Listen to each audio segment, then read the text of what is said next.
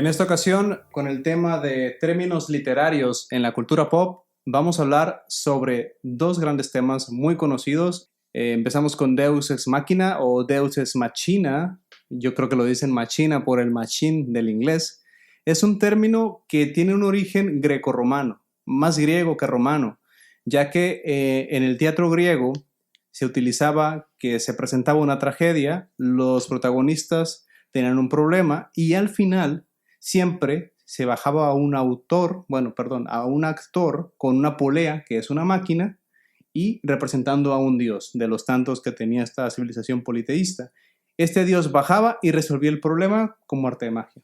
Desde entonces, literalmente, traducido del latín, Deus ex machina es Dios desde la máquina. Esta máquina es la polea física que se utilizaba en el teatro para mover a los actores. Ese término, al día de hoy, lo encontramos en la literatura, en las películas y ahora en las series, que es algo muy común y algo muy novedoso de este siglo. Hay una película, no hay que confundir Ex Machina sin el Deus.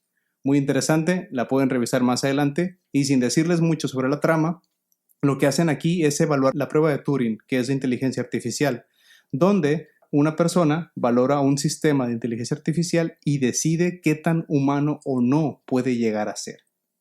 Se las recomiendo mucho y la pueden revisar. Volviendo al concepto, al término de Deus ex machina, ¿cómo funciona como recurso literario o en los guiones de las películas y de las series del día de hoy? Se presenta nuestra serie favorita, mencionan que hay un problema y que parece que es imposible salir de esta problemática. Y por arte de magia, resulta, lo vemos en el anime, creo que en One Piece creo que funciona, desconozco el tema, nuestros compañeros nos lo van a decir, pero en muchas series una de las más famosas que a mí se me pareció exagerado, o sea, es una cosa grosera, como lo usa La Casa de Papel. Es una serie muy famosa que mi madre me contaba de ella todos los días en la mañana, que terminas viéndola por presión social, pero que siempre parecía que ya no había escapatoria y resulta que el protagonista ya había hablado como un año antes con alguien y resuelven la problemática, ¿no?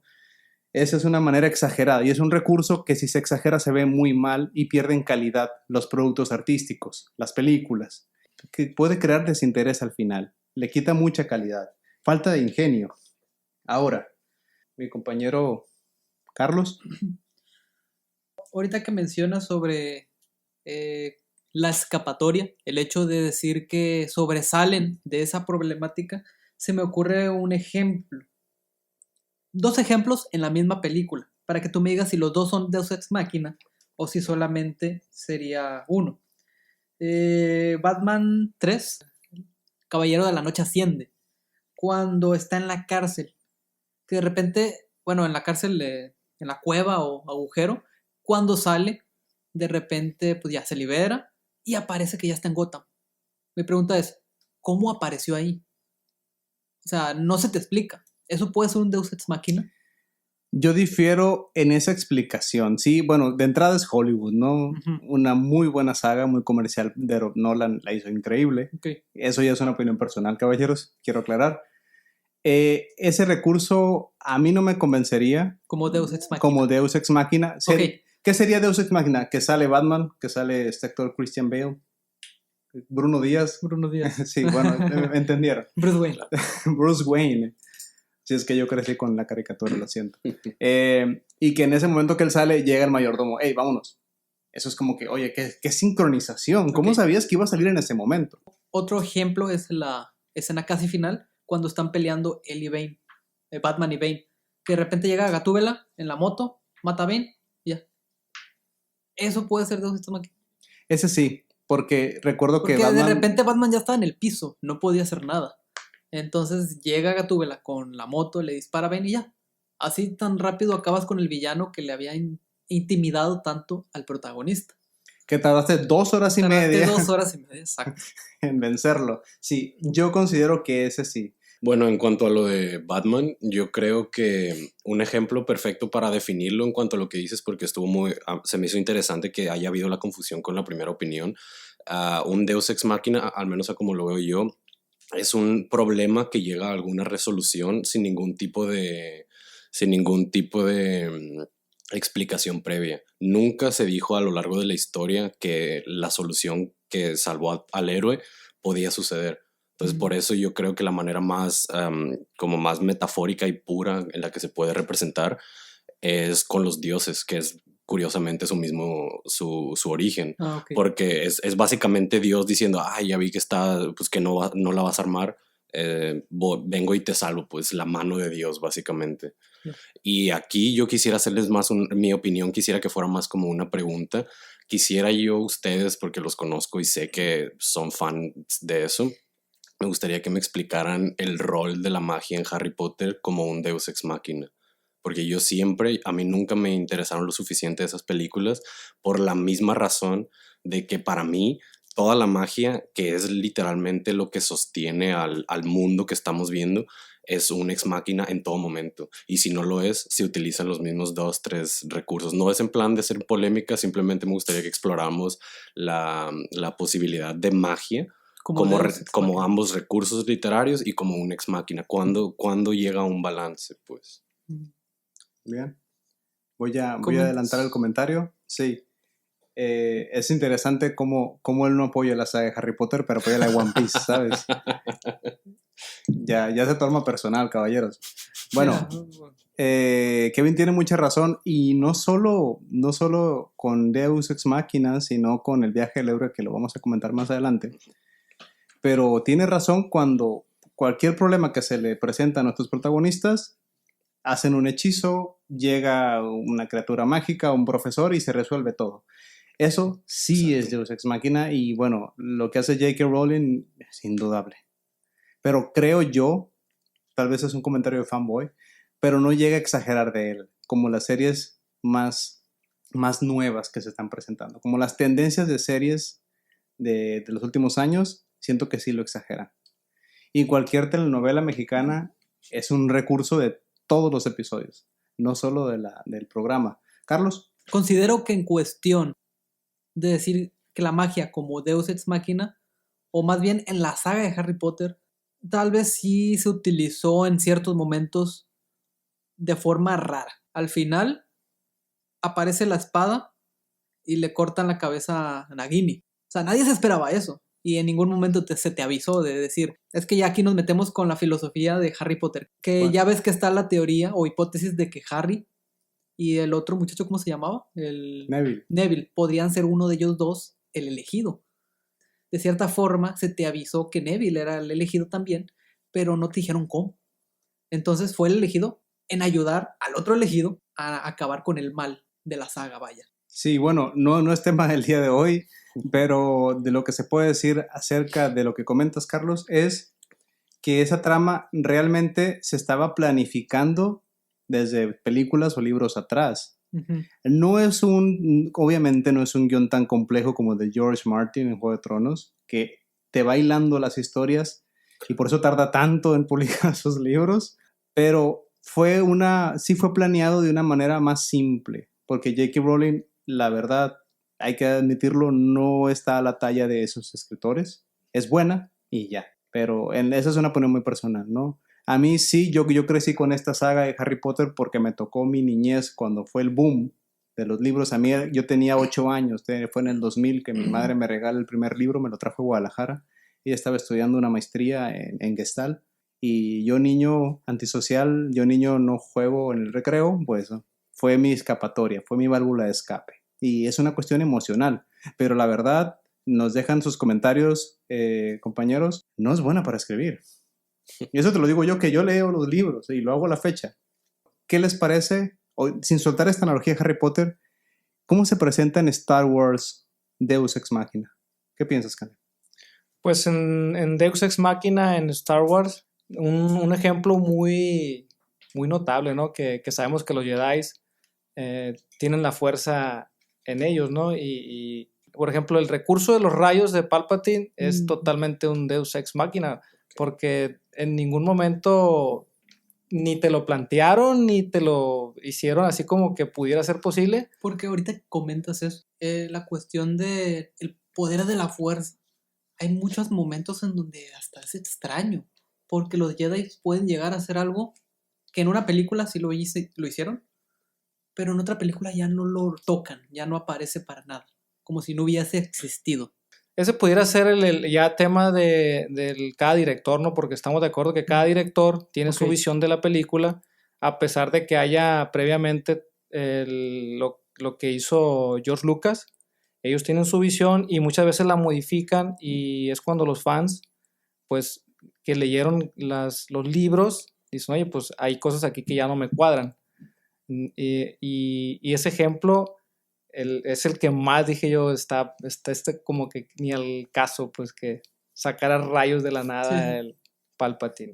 Yo creo, juntando ya todas las opiniones que se han dicho hasta ahorita, creo que el Deus Ex Machina sí es un recurso literario, bueno, narrativo, útil cuando, como dijo Camilo, no se abusa de él. Y siento que en los ejemplos que hemos puesto, no sé si hayan notado el patrón de que son en universos de fantasía. Es lo más tangible, obviamente, pero siento que es muy fácil argumentar en contra del uso de un Deus Ex Machina en un mundo de fantasía, porque siento que por el simple hecho de que sea fantasía, valga la redundancia, se necesita un cierto Deus Ex Machina como narrador, como alguien que cuenta historias a la hora de presentar un mundo nuevo afuera de las físicas que la gente común conoce. Siento que se presenta uno con ciertas circunstancias como tirar rayos de la mano en cuanto a los poderes, pero yo no lo veo tanto como un Deus Ex Machina, porque siento que el mismo mundo te dice que las cosas que suceden no van a ser explicadas a fondo, mientras no rompan las reglas que se establecieron en el mundo. Siento que no cuenta tanto como un Deus Ex Machina, sino como una caja de Pandora que puede ser cualquier otra cosa, pues como puede ser en el momento que dije Harry Potter, o como puede ser la fuerza en Star Wars. Lo que yo quisiera traer a la mesa es el cómo ven ustedes el uso de la magia y el misticismo en la serie animada llamada Avatar: The Last Airbender, porque ahí yo creo que es donde entra al otro opuesto dentro de lo bueno, de que ahí no se llega a un Deus Ex Machina. El Deus Ex Machina, basándonos en la lógica de pues, que los rayos podría considerarse como un Deus Ex Machina, aquí no nos dicen nunca cómo o por qué. Bueno, si han visto Korra, pues es un spoiler, pues, pero nunca nos dicen por qué la gente domina los elementos, me explico. Pero ya que te presentan las reglas de ese mundo extraordinario fuera de nuestra realidad, ya tienen derecho a tomarse sus libertades, pues a descubrir nuevos tipos de control de un elemento, a descubrir cómo hacer otra cosa a partir de lo que ya te han dado. Entonces yo siento que el Avatar, por ejemplo, contrasteándolo con lo que viene siendo Harry Potter o con Star Wars, siento que es un ejemplo de fantasía y de creación de mundo bien hecho, porque no necesita recurrir a un Deus Ex Machina. Está bien cuando una narración recurre a un Deus Ex Machina porque es inevitable que te topes con pared, pues. Entonces, como narrador vas a tener que salvar al héroe de alguna u otra manera y pues puedes pecar con eso un poquito, pero es como la sal al cocinar, yo creo. Se nota muchísimo cuando lo estás usando en exceso. O sea que hay momentos donde se puede utilizar de buena manera el Deus Ex Machina. No diría a buena manera, solamente diría, porque siento que eso implica que hay veces en las que se puede usar mal. Yo solamente pienso que se puede usar en exceso. No se Ok. usa ni bien ni mal, solamente unas veces excede y otras veces no. No sé si me explico. Tú recurres frecuentemente al Deus Ex Machina para explicar los porqués de lo que está sucediendo en tu mundo, pierdes credibilidad como creador. Tu mundo pierde credibilidad, ya las leyes ya no van a tener sentido para la audiencia ignorante ante las reglas que tú les estás presentando. Ya. Ahorita que dices eso de usarlo en exceso, Ujú, un ejemplo que yo te podría dar ok, sería Dragon Ball. O sea, han explotado tanto el power-up de los personajes exactamente. que ya se vuelve como de... Te ponen al villano que tú quieras, pero de repente tú sabes que va a salir un power-up Exacto. que pues, ya no te da esa sensación de que el mundo se puede acabar en esa historia, porque sabes que va a llegar un power-up que va a salvar todo. Claro, y no tienes que ser un conocedor de estructuras narrativas o del cine o de lo que sea para saber cuándo un mundo pierde credibilidad para ti. Pues tú como audiencia sientes, ay, esto ya está muy, muy real, o esto ya no tiene sentido, o ya ni saben qué inventar. Ese tipo de comentarios es la manera común de expresar a una audiencia la pérdida de credibilidad hacia un mundo. Ya, si tú al crear un mundo no tienes manera de decirle funciona porque funciona, pues aquí defendiendo un poquito el anime en el tema de Dragon Ball. Muy bien. Akira Toriyama nos presenta Dragon Ball, después nos presenta Dragon Ball Z y usa bastantes Deus Ex Machina. Pero hay un elemento importante rescatable que es que a pesar que en ese tiempo, que ahorita ya no lo hace, pero en ese tiempo, cuando apareció un villano más fuerte, el protagonista generalmente era derrotado. Incluso llegó a morir. Y a lo que voy es que el personaje tenía que entrenar, tenía que esforzarse y te daban por ahí, pues te daban una analogía muy grande, ¿no? Que con esfuerzo puedes lograr vencer al villano, que ya en las nuevas temporadas creo que de repente es que te inventan que era semidios y ya como que dices tú, bueno, pues es que me gusta Dragon Ball y como que entras en conflicto de repente. Exacto. Te la creo o no te la creo, pero bueno. De hecho, creo que ese sería mi conflicto. Akira, desde que empezó la saga de Freezer, él ya quería acabar, pero le exigieron que continuara con la historia. Entonces, yo pienso que ahí fue ya como una pendiente que estaba hasta arriba y fue declinándose, porque él ya no sentía ganas de seguir haciendo la obra. Y llegó un punto donde tú sabías que cualquier personaje podía morir, pero está en las esferas del dragón y no importa. ¿Qué tiene que te mueras? Vas a volver a revivirte.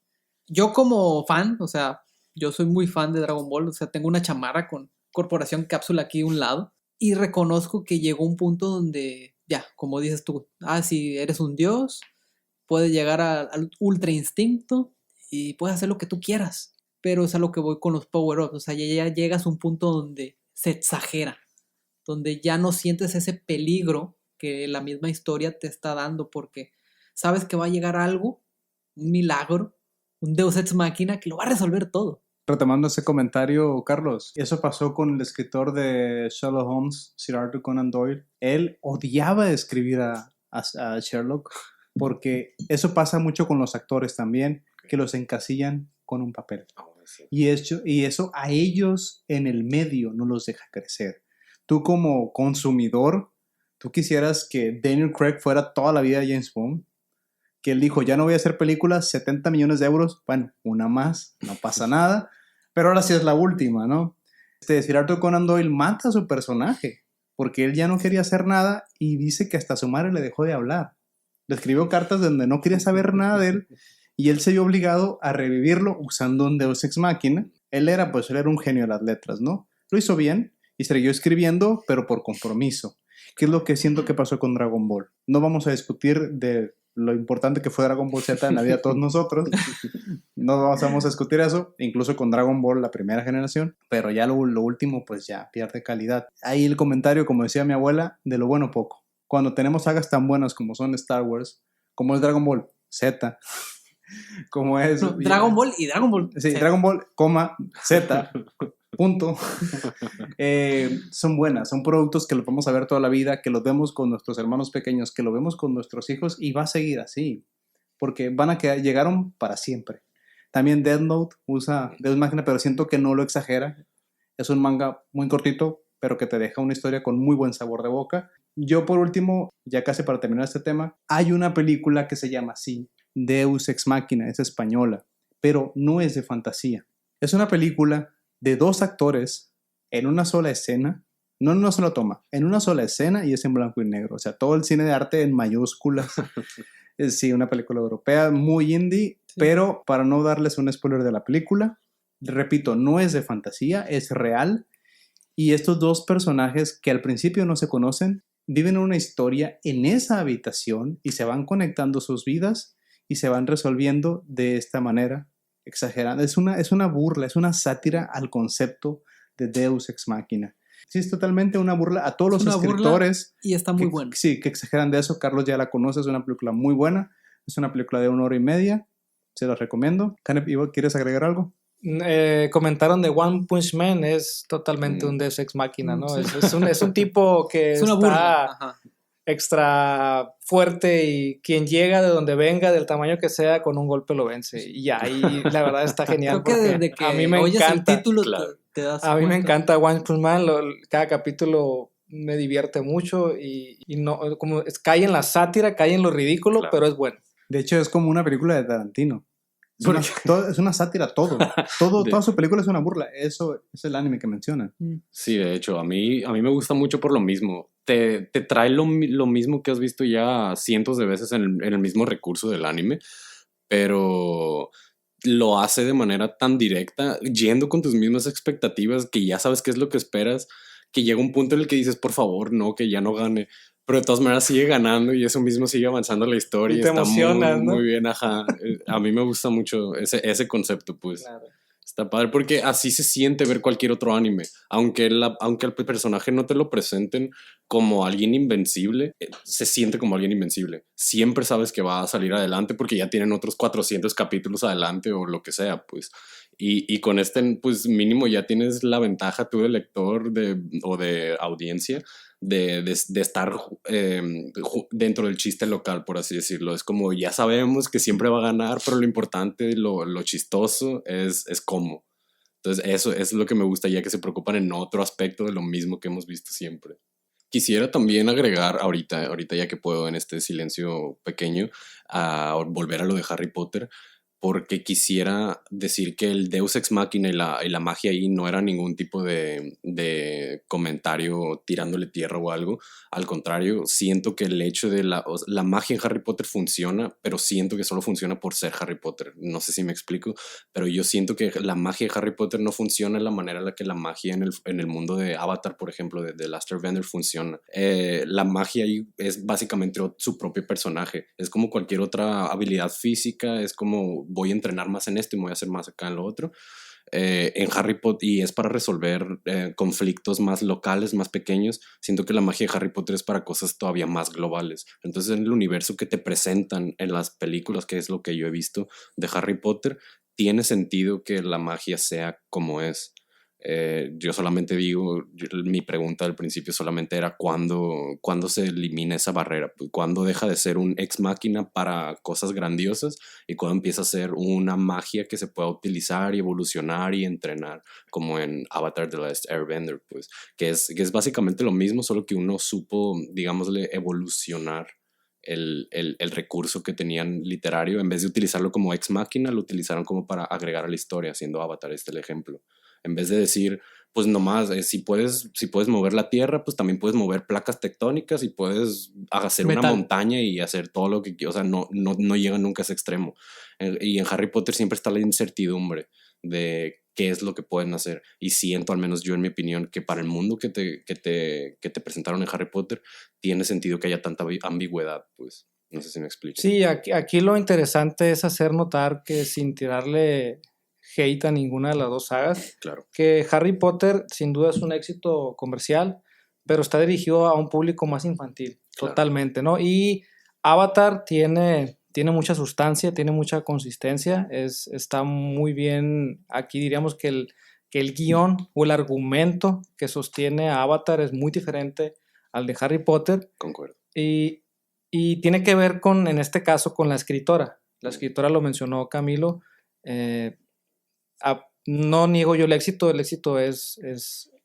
no podemos decir nada sobre el éxito, pero literalmente quizá no es muy buena escribiendo. Y en Avatar, la manera en que abordan la magia, la manera en que abordan a los personajes, cómo se desarrollan, es totalmente diferente y es muy importante también cómo te identificas con los personajes. Okay, Tiene claro. mucho que ver eso. Yo sí, y es parte de la creación de personajes, pues así como dices tú, siento que en Harry Potter se enfocaron más en desarrollar el mundo y lo que lo hacía místico y lo que hacía que a la gente le gustaría estar Con en lo que ese te mundo. enamores. Y con Avatar se enfocaron más en los personajes y los mismos personajes eran los que definían al mundo. Siento que con Harry Potter era al revés. El mundo definía a los personajes y a sus acciones, y con Avatar los personajes eran los que definían al mismo mundo. Tomando el último comentario de Canet, cuando un autor, cuando un escritor es bueno, no necesita tanto de estos recursos. Yo, como recomendación y cerrar este tema, quiero recomendar Aura de Carlos Fuentes, que es un libro que desde el primer párrafo no lo puedes dejar. Es un libro de 60 páginas, se lo recomiendo mucho, se lo leen en una tarde. Y aun cuando, entre comillas, hay fantasía, pareciera que no. Pareciera que no, de la maestría de la del autor, para mí, en lo personal, el mejor escritor mexicano de la historia, Carlos Fuentes. Bueno, el siguiente es un tema muy extenso, es una estructura, es una técnica narrativa que se encuentra presente en básicamente todos los géneros que hemos visto, tanto en películas como en literatura. Y no podríamos empezar a hablar de él sin mencionar al hombre que se viene a la mente cuando se dice el título del tema, que es El viaje del héroe, de Joseph Campbell. Pues básicamente la traducción real sería El héroe de las mil caras, pero en el mismo libro se presenta la estructura por la que básicamente todos los héroes siguen. Héroes desde la antigua Grecia hasta héroes de ahorita de Tierra Media o del universo de J.K. Rowling o de quien sea. Entonces esta estructura básicamente dicta que el camino que todos los héroes deben de seguir. Presento también la pregunta de si todas las historias se están repitiendo, nomás que con diferentes nombres, pero el punto es que empieza con ciertas partes. Primero tenemos al héroe que está viviendo en su pequeña nube, en su pequeña burbuja de lo que es conocido para él. Un mundo por el que él se maneja completamente sin ningún tipo de preocupación, ya naturalmente es lo que él conoce o ella, y es lo que él o ella han vivido toda la vida. Hasta que llega un punto en que se topa con algún futuro mentor o es la llamada del destino, digámosle así. Es Morbius llegando con Neo, es Gandalf llegando con el anillo con Frodo. Todos estos se presentan siempre para decirle al héroe: vas a tener que salirte de tu zona de confort, de tu mundo conocido. El mundo que tú conoces es un mundo pequeño comparación al mundo en el que tú formas una parte de. Tú vas a jugar un papel en este mundo. Entonces el héroe va a pasar, después de que se topa con el mentor, va a tener que entrar a una sección de a prueba sus habilidades, lo que ha podido aprender, y este mismo tiempo, se llega a la conclusión como personaje principal de que el mundo ya se sabe la noción, ya se tiene la noción, de que el mundo que el héroe conocía antes era una fracción muy pequeña de lo que está en riesgo, de lo que se puede perder. Entonces, cuando el héroe ya se da cuenta que sus habilidades no son suficientes para poder tomar la batuta del héroe, del rey, de la profecía o de lo que ustedes quieran ponerle el nombre, llega un punto en el que el héroe va a tener que regresar a sus orígenes para poder rescatar, recuperar, recopilar los aprendizajes que tal vez no les ponía atención, pero tenía siempre presente, o los aprendizajes o poner un contraste entre lo que ya conoce en el mundo nuevo y en el mundo viejo, y en su mundo viejo de ignorancia. A esto se le conoce ya más como que el punto de quiebre, donde ya no es ni muy de su mundo viejito, ni tampoco es completamente el mundo al que aspira a ser. Digamos Aquaman, por ejemplo.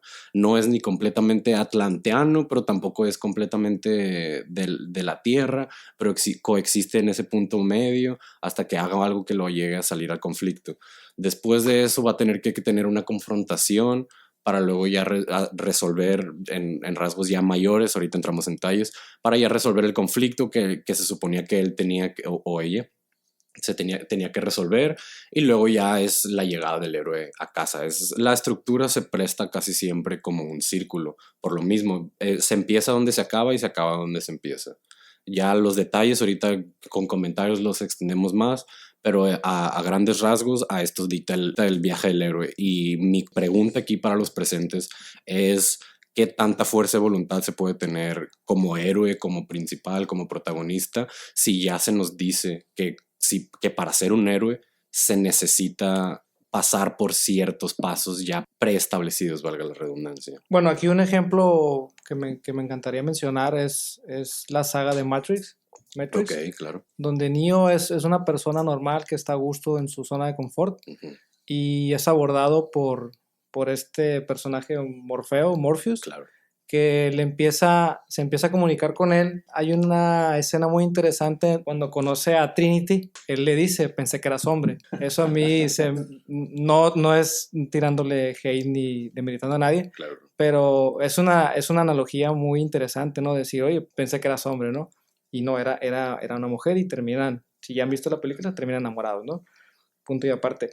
Estos personajes tienen que pasar por un proceso que lo vemos en pantalla, como ellos se ven entreforzados y también se ven ellos entran en un conflicto interno en donde tienen que dejar su mundo viejo y pasan el proceso de entrar al mundo nuevo, y ya estando en el mundo nuevo descubren muchas cosas más, y lo vimos en las películas de Matrix, en donde él en un principio no podía ni saltar y en la película termina volando, ¿no? Claro. Y toda una metáfora. Entonces, esas metáforas en Matrix es lo que la hacen una excelente película, y yo creo que es un ejemplo muy bueno. Hay más ejemplos también muy buenos, pero en este caso Neo es un personaje que se fue desarrollando, y creo que por ahí va la respuesta a tu pregunta, que el personaje tiene que entrar en un conflicto y romper sus mismas barreras, independientemente del universo. En este caso nos presentan que somos baterías, que nos dice en Matrix que somos baterías que alimentamos unas máquinas, es lo que somos, y cuando se nos cumple nuestro ciclo de vida se nos desecha, ¿no? Así tal cual, es lo que somos. ¿Puedes repetir tu pregunta, Kevin? Sí, pero la pregunta es ya que todos tengamos nuestros ejemplos, ya que todos entendamos. Okay. Yo si quieres la repito ahorita o la puedo repetir ya al final que todos demos nuestra opinión. No, está bien. Pero me gustaría saber qué opinas o qué ejemplos tienes sobre el viaje del héroe. Bueno, más que ejemplos, es ponerlo en un contexto un poco diferente, porque Canepa comenta que el viaje del héroe se tiene que dar cuando el héroe rompe sus barreras. El héroe puede ser un viaje visto desde una forma o una perspectiva negativa. Lo comparo con un ejemplo para que se entienda bien lo que estoy diciendo. Por ejemplo, Anakin Skywalker. Fue el primero que pensé. Él tuvo un viaje del héroe, pero no fue un viaje del héroe positivo. Él se fue al lado oscuro, pero ese era su camino, porque según la idea, él venía a dar un equilibrio en la fuerza. La fuerza lo vamos a entender como filosofía del yin y el yang. Hay negro y tienes blanco, tienes bien y tienes mal. Entonces había demasiados Jedis, tienes demasiados Jedis. Entonces, ¿cómo das el equilibrio? Pues eliminas hasta que haya un equilibrio entre el bien y el mal, lo blanco, lo oscuro. Entonces, él cumplió su viaje del héroe al convertirse en Darth Vader, y la forma en la que yo siento que lo cumplió ni siquiera fue porque él quiso, fue porque de cierta forma se le obligó a que llegara a ese final, a esa cumbre de ese viaje del héroe. Es parte de mi pregunta, de hecho. Tocas en algo muy importante, pero vamos a seguir viendo ahorita. ¿Es toda tu opinión al respecto? Sí, de momento. Bueno, ahí quiero nada más argumentar así rapidito. El ejemplo es muy bueno. Anakin Skywalker, que era quien nos iba a salvar de la fuerza y termina siendo aparentemente malo. Yo creo que Anakin siempre fue malo. ¿Por qué? Porque él nunca dudó de hacer el mal. Y te lo pongo de ejemplo con Kylo Ren. Kylo Ren se presenta un personaje que siempre dudó, siempre en todo momento él dudó, incluso él, es un spoiler si no han visto la película, él cuando mata a su padre... Pónganle pausa. ¿Quién? ¿Cómo? Sí, retomamos, Caner. Él cuando mata a su padre, él llora. Y Anakin Skywalker o Darth Vader, sí. Cuando era Anakin, él asesina niños, él a su esposa casi la mata, a la mujer que amaba, y él en ningún momento tuvo ningún sentimiento. Yo creo que él siempre tuvo el mal, tomando el ejemplo de Kylo Ren. Él te lo presenta como un villano, pero realmente nunca fue malo. Él sí fue obligado a ser malo, pero al final él decidió lo que era, y era que es una persona buena. No todos pueden ser buenos. Tiene que haber siempre villanos en la historia y en la vida. Yo con ese comentario que hace Canepa, yo quiero citar a Maquiavelo. El hombre es malo por naturaleza, y si se le permite, actuará según esta. Solo rozando la pregunta sobre la mesa que nos pone Kevin el día de hoy, nos está presentando la fórmula del éxito comercial. La fórmula del éxito de un producto en una sociedad capitalista. Estamos ya en 2021. Ya la división comunista y capitalista del mundo actual, bueno, ya están más en 70-30 y sigue ganando el capitalismo. No es el tema de hoy, pero Rusia se levantó de la ruina cambiando su sistema político. Okay. Lo vemos en otra ocasión. Si las personas están tan acostumbradas y tan cómodas, creo que al ser humano le incomoda la verdad. que los confronten. Entonces, Concuerdo. el día que un escritor quiera realizar algo diferente de la estructura convencional, no, se está arriesgando bastante. Y más si es una inversión de una producción cinematográfica, de una producción de una serie. Las analogías que hay del viaje del héroe, Ok. hay una palabra clave aquí que es romance. Siempre tiene que haber un romance en todas estas historias. Es cierto. Lo tenemos con Han Solo, con Leia. Sam West Gamgee tenía a su mujer, que ya ni me acuerdo su nombre, la bartender, con la que Ajá. quería regresar. La barrera. La barrera. También las analogías del maestro y el héroe o el aprendiz, perdón. Ahí, Camilo, por ejemplo, el romance en Señor de los Anillos se da... Entre los No, dos no, no. protagonistas. No. Recuerden la fascinación que tiene Frodo por la elfa. No es un romance que se concreta, pero es un romance que existe. Es un enamoramiento. A eso me refiero. Ujú. Y bueno, retomando lo de los maestros, tenemos a Obi-Wan, tenemos a Luke, tenemos a Gandalf, tenemos a Frodo, tenemos a Dumbledore, tenemos a Harry. Y siempre son esos patrones. Siempre el héroe tiene que tener un mejor amigo. Luke y Han O Solo. asistente. Asistente que es Ajá. Ron, que es Harry. Siempre está el maestro, ya Gandalf, Dumbledore, Obi-Wan. No, y de hecho, Goku tiene el maestro Roshi. Claro. Tienes a Bulma. Y bueno, Claro. Krillin, Y en tienes a anime. Krillin, o sea, tienes a Ajá. su amigo. A eso me refiero. Esa es la fórmula del éxito. Es como le dices al escritor, ¿quieres que tu libro se venda? Algo así. Ahí está. Exacto. La vida es matemáticas, chicos. Esa es una posición muy, muy personal, pero todos son números, todo es medible. Disculpen mi formación académica, ¿no? Ah, no, sí. Entonces, Te perdono. ¿seguimos, Carlos? Tengo una pregunta. ¿El viaje del héroe se podría dar en la vida cotidiana? Exactamente O- era... ¿O las personas buscan tener ese viaje del héroe? Era exactamente una de las problemáticas con las que quería salir ahorita, Ujú. porque el mismo hecho de que, qué bueno que lo mencionaste, era el siguiente paso de la cátedra esta, por decirle así, por falta de otro nombre. El hecho de estar viendo constantemente cómo para alcanzar la grandeza se tiene que seguir un patrón de circunstancias, el patrón del mejor amigo, el patrón del mentor, el patrón de... Se tiene uno que preguntar, ya está la cuestión de siempre de el arte imita a la realidad o la realidad imita al Al arte. arte. Entonces, siento yo que en el punto en el que estamos ahorita de ya haber visto haber estado experimentando el viaje del héroe a tal punto de ya verlo como una ciencia, como dice Camilo, para vender, para éxito, para lo que quieras, ya lo vimos a ese grado. Entonces, siento yo que ya tenemos engranada la mentalidad de que nuestra vida como personas forma parte como de un viaje de algún héroe. Porque sea en una película autobiográfica como Bohemian Rhapsody o Rocketman, sea en una película fantasiosa como Star Wars o El Señor de los Anillos, o sea, en una película más realista, entre comillas, realismo fantástico como Creed, que es literalmente en el mundo real, con las físicas del mundo real y todo, solamente un caso aislado como una realidad alterna. En todo está presente el viaje del héroe. O sea, hayan las variaciones que hayan, siempre se va a seguir la estructura. Esa pregunta siento que funciona mejor cuando nos la hacemos a nosotros mismos, porque siento yo que no podríamos hablar por las demás personas claramente, pero el hecho de que tú, por ejemplo, Carlos, hayas sentido la necesidad, por decirlo así, de hacer la pregunta o de cuestionarte a ti mismo si el viaje del héroe es algo que queremos imitar en la vida cotidiana, siento yo que es algo que nos deberíamos de preguntar a nosotros mismos. ¿De verdad vemos a nosotros a nuestras vidas como una narrativa? Porque es inevitable vernos a nosotros mismos como el personaje principal de la historia, porque nosotros somos los ojos que están presenciando la historia que se nos desenvuelve ante nosotros. Nosotros somos el sol al cual los otros planetas o personas o circunstancias giran alrededor. Nosotros como personas de verdad llegamos al punto en el que vemos a nuestra vida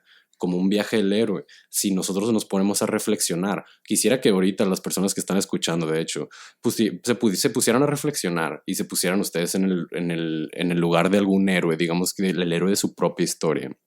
de la historia de Panchito Pérez. Ustedes son el principal, quién es el mejor amigo, quién es el mentor que les viene a enseñar algo, cuál fue la problemática que ustedes intentan. ¿Cuál es la chica? O cuál es, ajá, o chico, o el chico, exactamente, o el ella, que se necesite, que se quiera a conquistar, o el que lo lleve a la acción, o por ejemplo, ahorita volvemos a tu pregunta, Carlos, perdón Sí. por lamento, perdón No. por estar hablando tanto, pero cuando dije al principio que esta estructura está presente en la mayoría de los géneros literarios o narrativos, también, aunque les pueda sonar como sorpresa o como chiste, no solamente está presente en las cosas épicas, también está presente en comedias románticas, que llega el chico a sacar a la chica de su mundo cotidiano, presentándole cosas nuevas, experiencias nuevas. Hay un conflicto que se tiene que resolver, el chico se entera que la chica salió con él nomás por una apuesta o viceversa, se resuelve el conflicto, cuando están en negación llegan a la casa con los papás, se reclutan y hey hijo o hija, ¿qué tienes? Y tienen que hacer las paces con su pasado, con sus raíces, para poder volver al mundo nuevo al que digamos el chico o chica los llevó y poder volver a solucionar o partir caminos o lo que quieran. Está presente en comedias, está presente en tragedia, está presente en comedias, está presente en acción, está presente en la épica. En la única, de hecho, que no está presente es en la tragedia. Ahorita aprovechando que hablamos de Game of Thrones anteriormente, el viaje de Ned Stark era completamente el viaje del héroe. Pero lo chilo, y se me pone la piel chinita, porque genuinamente fue vamos a hacerlo igual y ¡pum!, te lo cortaron. Dicen spoilers del primer capítulo, yo creo, de Game of Thrones, primera temporada, si es que no la han visto. El viaje de Ned Stark era el viaje del héroe.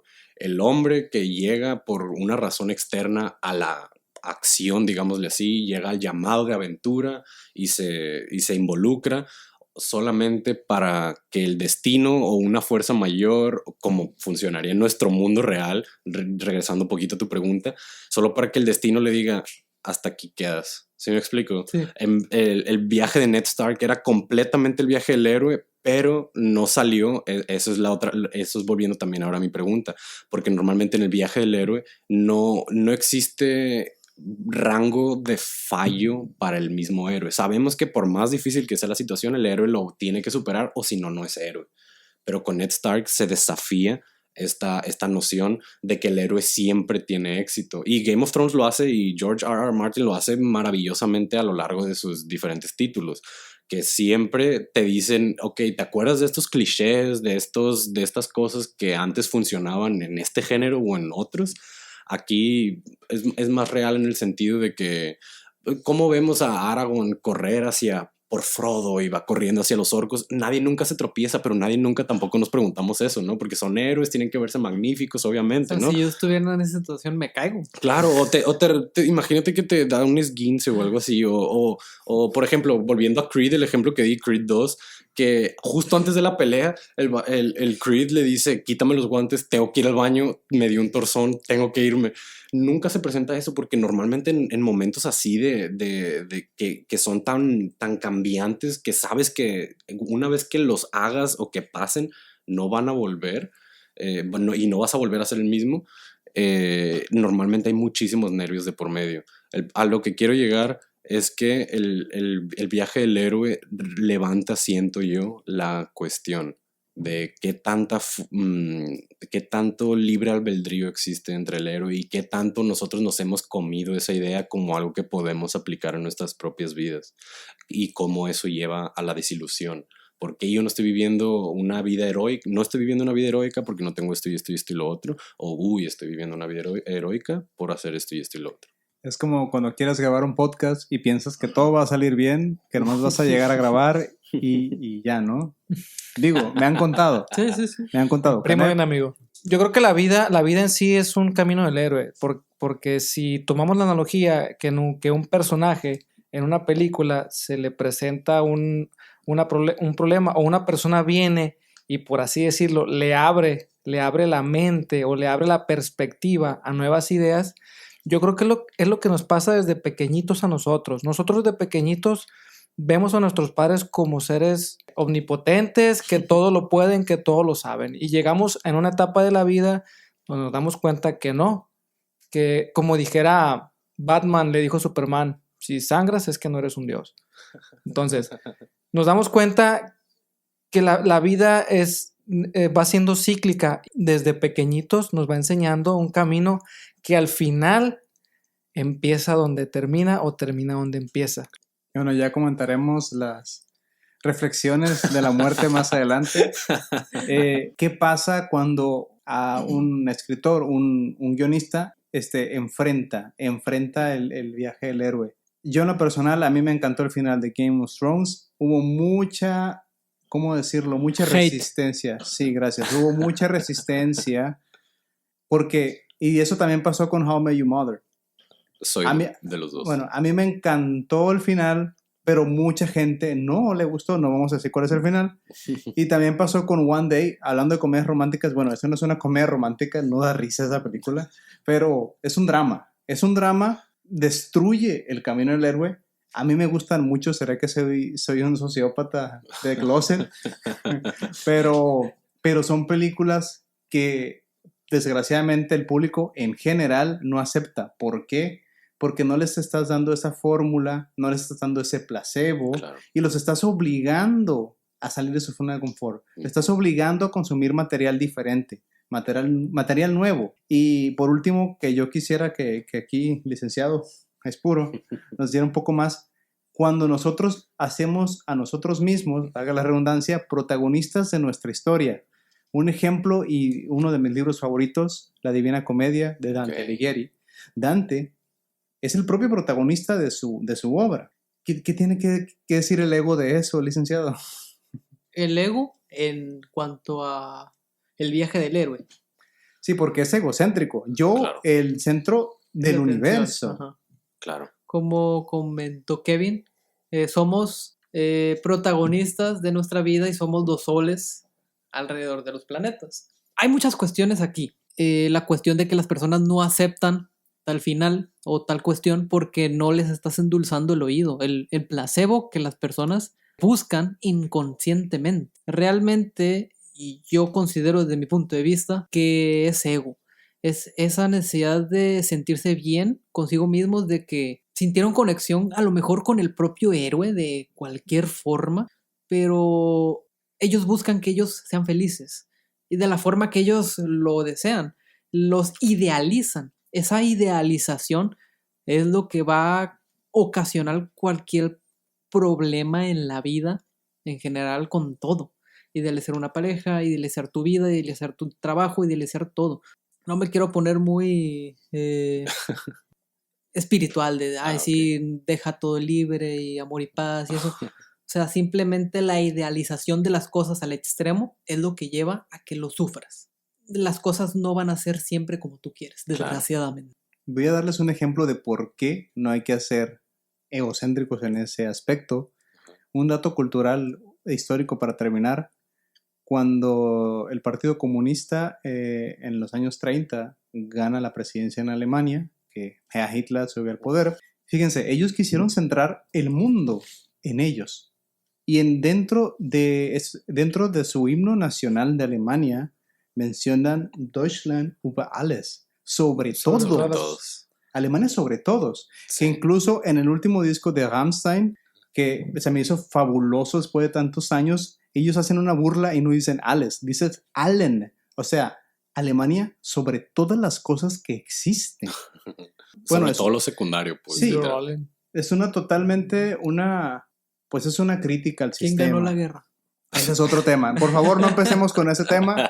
Pero por favor, no. Lo vamos a retomar, Claro. Es lo que les quiero decir. ¿Cómo basas esa historia? Porque él, Hitler quería tener su viaje del héroe. Claro. Comenzar, yo no era nadie, me rechazaron de la escuela de artes en Austria, odio a todos. Cualquier historia adolescente de los 90, cualquier película americana de comedia romántica de los 90. Que se les llama. Sí, solo quería dejar eso sobre la mesa, gracias.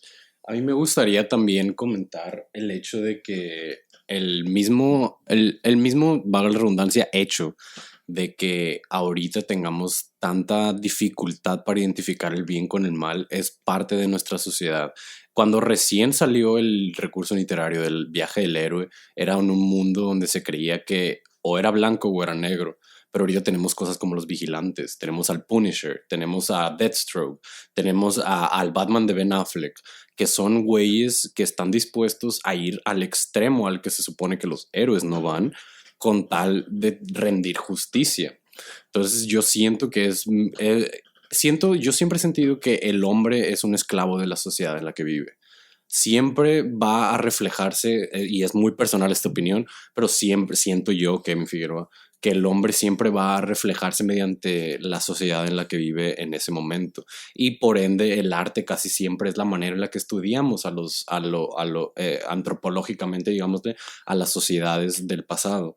Porque el arte casi siempre es la manera en la que se manifiestan esas inconformidades o conformidades. Entonces, el hecho de que ahorita el viaje del héroe es algo cuestionado, como Carlos ya nos lo planteó, siento que es por el mismo hecho de que ahorita tenemos muchísima dificultad como sociedad, como colectivo, para identificar qué realmente es malo y qué es bueno. Por eso ahorita vemos series como The Boys, vemos series como Hunters, vemos series como Daredevil, por ejemplo. La película de Joker, la última. Exactamente, que glorifican casi, o Deadpool, que glorifican básicamente al antihéroe, que es exactamente alguien que hace el bien, pero que no le importa ensuciarse las manos por algo que él o ella cree que es lo correcto. Sin doble moral. Sin doble moral, exactamente. O sea, no sé si han visto el anime que les he dicho, Code Geass, pero hay una cita que me causó muchísimo ruido, que dice el mismo desde el primer capítulo, dice, solamente aquellos que están dispuestos a morir son los que tienen derecho, no dice derecho, pues, pero estoy traduciendo, son los que tienen el derecho a quitar vidas. Porque no se puede quitar una vida, o muchas o las que sea, si tú mismo no estás dispuesto a darla tuya. Canel, ¿algo más que agregar para irnos? Pues comentaría nada más que ahí tiene mucho que ver el argumento o el guión, ya sea de una serie o una película, en donde justifican al antihéroe. Claro. Y al justificarlo te identificas, porque algo impresionante que en su momento hicieron con Spider-Man, por ejemplo, fue que le dieron problemas personales. Sí. No sé si de ahí en adelante los demás superhéroes ya tienen problemas, broncas, y en The Voice, en la serie de Amazon lo vemos, Claro. Y es un éxito que para mí la está rompiendo totalmente, igual. Porque cambia el paradigma, así como lo hizo Game of Thrones. Ok. Entonces, esa sería mi aportación. Muchísimas gracias. Es un tema que de nunca terminar, creo yo, caballeros. Claro. Pero Sí. de momento, gracias una vez más por su tiempo. Sí, entonces hagan que su vida sea un viaje del héroe. Siento que no tiene mucho de malo, aunque suene egoísta, siento que es una terapia saludable el hecho de verse a sí mismo como un héroe, no en manera, porque yo siento que ahorita lo hablamos en connotaciones muy negativas, pero no en manera de, ok, si no estoy haciendo esto, no estoy haciendo lo suficiente, pero en manera de, yo también puedo ser un héroe. Busca lo bueno en lo malo. Exactamente. Uno no puede negar lo que es. Muchas gracias, caballeros. Muchas gracias. Feliz jueves. Feliz jueves. Feliz jueves.